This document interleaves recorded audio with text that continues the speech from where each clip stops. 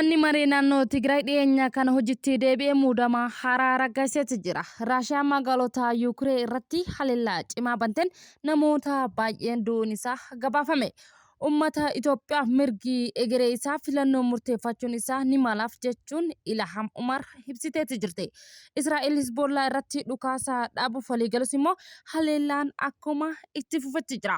Ashama harka fuunee kabajamtootaa fi daawwattoota JMN irraa oduu galgala kanaaf qindeeffannee simraangaa kunneen hangafoota oduu keenya galgala kanaati. Amma immoo gara bal'inaan qabannee dhiyaadhetti sin dabarsa. Turtiin keessan hanga xumuratti turtiin keessan nu faana ta'u. Kantiibaan magaalaa Finfinnee Aadde Adaanech Abeebee filannoo waliigalaa marsaa torbaffaa akka fedhii baandaa fi keessaa fi alaa wixxifachaa ture irratti osoo hin taane Itoophiyaanonni bifa dimokiraataa fi haqa qabeessaan galmaan ga'uu isaanii ibsaniiti jira. Aadde Adaanech ergaa toora miidiyaa hawaasaa isaanii irratti dabarsanii lammiileen biyyattii filachuu fi barii barraaqaan hanga halkan walakkaatti cichoominaan kutannoo agarsiisuun adda duree jechuun ibsaniiru. Keessattuu Finfinneetti hiriirri dheeraadhaan iddoo garaagaraa akka ture taajjabuu kan ibsan Aadde Adaanech garuu ammoo qorraa fi hirriba osoo hin jedhin naamusa dabaree isaanii eeggatanii filachuus ibsan. Kunis immoo paartiileen morkattootaa fi beektonni biyya keenya ummata naamusa qabu kana akkaataa itti hubachuu fi madaaluu qabu kan agarsiisu ta'uu hojii manni kun immoo goolabamee jira jechuun ibsaniiti jira. Kantiibaa magaalaa Aadde Adaanech Abeebee. Manni maree naannoo Tigraay dhiyeenya kana hojiitti deebi'ee ture muudama haaraa raggaasiseera. Waraana dura jeequmsa keessa kan turee fi dhiyeenya kana hojiitti kan deebi'e manni maree naannoo Tigraay muudama miseensota kaabinee haaraa bulchitoota godinaa fi pirezidaantii mana murtii waliigala wayyaanee galgala kana dhiyeesseetti raggaasiseera. Itti aanaa dura ta'aa TPLF fi Amaanu'eel Asaffaa itti aanaa pirezidaantii naannichaa fi itti gaafatamaa biiroo haqaa ta'uudhaan muudamuu isaanii maddeen oduu naannichaa gabaasan. Miseensonni kaabinee gara 170 ta'an TPLF irraa yoo ta'an 130 ammoo paartiilee siyaasaa fi mormitootaa fi hayyoota irraa akka dhufan gabaafameera. Haaluma wal fakkaatuun waldaa Abrahaam Gabra Tsaadiq bulchaa olaanaa godina kaabaa dhiyaa Sinishaw Girmaa immoo bulchaa olaanaa godina giddugaleessaa Zinaabuu Gabra Madiin bulchaa olaanaa godina Kibbaa Geediyoo Asaffaa bulchaa olaanaa godina Lixaa Fissaa Hayilasillaasee bulchaa olaanaa godina Baa fi naannoo ta'uudhaan muudamuu isaanii gabaasni kun eeretti jira. Tajaajilli qaamolee nageenyaa adeemsa kennaniisa sagalee fi filannoo waliigalaa torbaffaa qooda isaanii baatan galateeffate. Tajaajilli nageenya odeeffannoo biyyoolessaa qaamolee nageenyaa adeemsa kennaniisa sagalee filannoo waliigalaa torbaffaa keessatti qooda isaanii baatan galateeffateeti jira. Hooggantoonni olaanoo tajaajila filannoo waliigalaa torbaffaa milkaa'inaan akka xumuramuuf hooggansa tarsiimawaa kennuu isaanii ibsan. Miseensonni guutuun isaanii bobbii itti kenname miira jaalalaa biyya olaanaa halkanii fi guyyaa hojjechuun gahee olaanaa baachis eeran.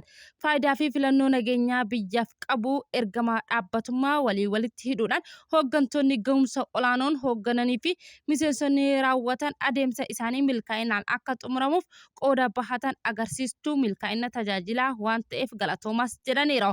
Filannichi milkaa'inaan akka xumuramuuf immoo qaamoleen tasgabbii fi odeeffannoo federaalaa fi naannolee tajaajilaa wajjin tumsan hojjetanis immoo galateeffataniiti jiru. Kutannoo fi bilchinni uummanni biyyattii milkaa'inaa fi filannoo agarsiisetti galateeffatan. Filannichi milkaa'ina kan akka xumuramuuf teekinooloojiiwwan adeemsa miseensummaa fi guutachuu fi hidhachuu milkaa'ina isaaf immoo hojiirra oolchuu tajaajilli kun ibseera. Konfiraansiin nageenyaa biyyaalessaa lammaffaan dhaabbaticha qopheessee haalota nageenyaa biyyaalessaa hanga idil addunyaa irratti gamaagama geggeessuuf immoo filannoo waliigalaa torbaffaan qophii gama maraa taasifamuu yaadachiiseeti jira. Dhaabbatichi haalli filannoo booda nagaa qabeessa akka mirkanaa'uuf immoo guutuu biyyattiitti bobbii nageenyaa fi odeeffannoo cimsee akka itti fufu ta'u immoo ragaan tajaajila nageenyaa odeeffannoo biyyoolessaa irraa arganne ni mul'isa. Raashiyaan magaalota Yuukiree irratti haleellaa cimaa bantee namoonni du'uun isaanii gabaafameera. Raashiyaan haleellaa guddaa halkan edaa magaalota Yuukiree irratti raawwatteen yoo xiqqaate namoonni 9 du'uu isaanii gabaafameera. Kantiibaan magaalaa Kiivii Viitaaliin akka jedhanitti gamoo manneen jireenyaa gurguddaa magaalattii keessatti argamu 2 haleellamuu fi namoonni gamoo san irra jiran ammoo du'uun isaanii gabaafameera. Haleellaa diroonii Yuukiree mana barumsaa magaalota to'annoo Raashiyaa jala jiru irratti geggeessite jedhameen barattoonni 21 yoo du'an hordofee Raashiyaan haleellaa haloo bahuu cimaa akka fudhattu torbee tokko dura dhaadachuu ishee gabaafameera. Haleellaa misaa'ilota Raashiyaa irraa kan ka'e arramoo guddaan magaalaa Kiivii keessatti samiirratti yoo ol ka'u ni mul'ata. Raashiyaatti ammoo haleellaa diroonii Yuukiree buufataalee bobaa caccaaloo irratti geggeessite ibiddi qabachuu qondaaltonni himanitti jiru. Pireezidaantii Yuukiree Vilaadiimiir Zelenskii wiixataa ibsa kenneen Raashiyaan haleellaa guddaa fi qophaa waan jirtuuf lammiileen of eeggannoo akka taasisan immoo ergaa isaanii dabarsanitti turan. Uummanni Itoophiyaa mirga egeree isaa filannoo murteeffachuuf ni malaaf mana maree Ameerikaa ilham.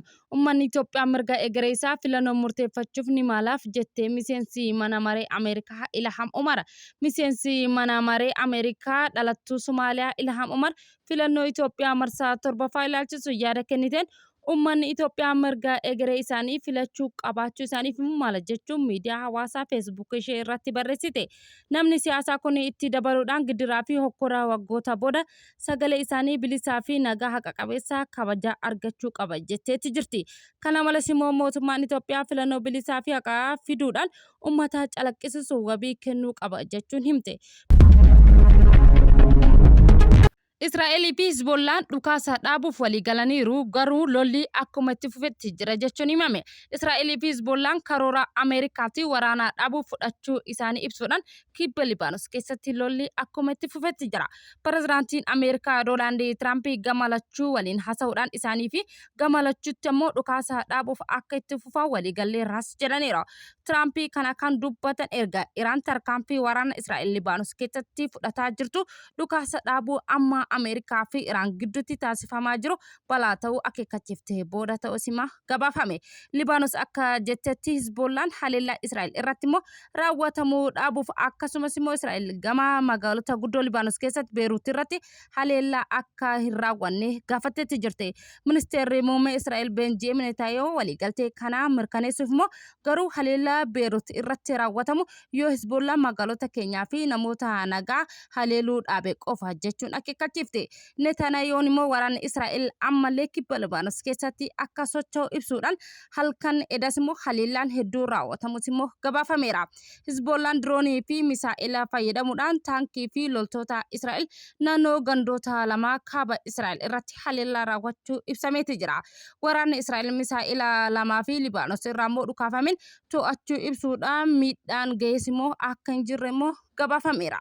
Egaa kabajamtootaa fi daawwattoota jeemman irraa oduu galgala kanaaf qindeeffannee kana fakkaata. Hangama waan nu daawwatan nu hordoftaniif galata guddaa qabdan isiniin jecha jeemmanni subscribe, like, share gochuu yaada qabdan komentara nuuf kaa'aa. Galgala gaarii qabadhaa. Yeroo gaarii wanta yeroo hundaa nu filattanii nu waliin taataniif immoo galatooma.